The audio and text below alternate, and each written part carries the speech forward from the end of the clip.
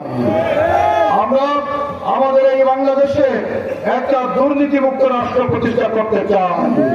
সম্মানিত ভাইরা আমার, বাংলাদেশ অর্থনৈতিকভাবে সম্ভাবনাময় রাষ্ট্র, ভৌগোলিকভাবে আমরা অত্যন্ত গুরুত্বপূর্ণ অবস্থান, আমাদের অনেক রিসোর্স আছে।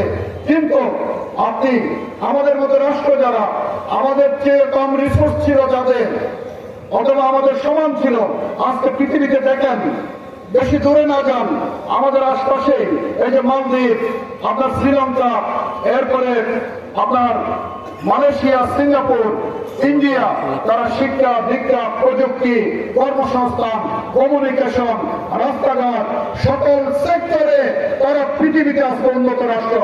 আর আমরা বাংলাদেশ আজকে কোথায়?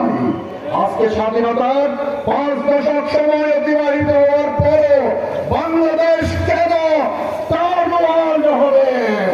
বাংলাদেশ তো উন্নত রাষ্ট্র হওয়ার কথা ছিল, আমাদের অত্যন্ত গৌরবোজ্জ্বল অতীত ছিল।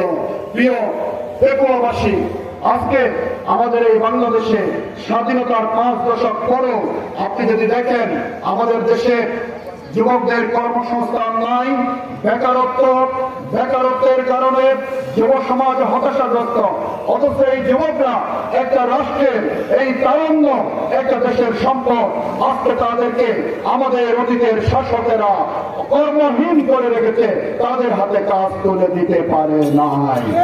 আজকে আমাদের দেশে শিক্ষা ব্যবস্থার কোনো কোয়ালিটি নাই। পৃথিবী জ্ঞান বিজ্ঞানে এগিয়ে গিয়েছে।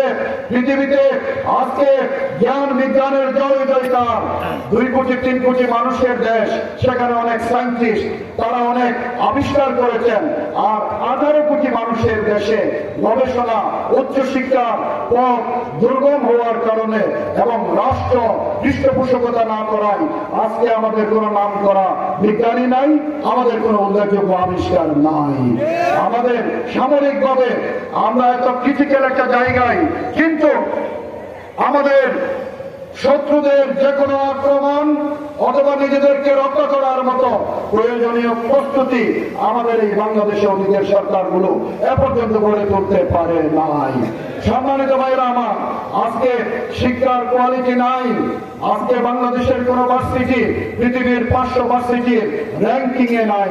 500 করে 586 নাম্বার ঢাকা ইউনিভার্সিটির অবস্থান। আজকে এই হচ্ছে শিক্ষার অবস্থা, যার কারণে পড়াশোনা শেষ করে বেকারত্ব।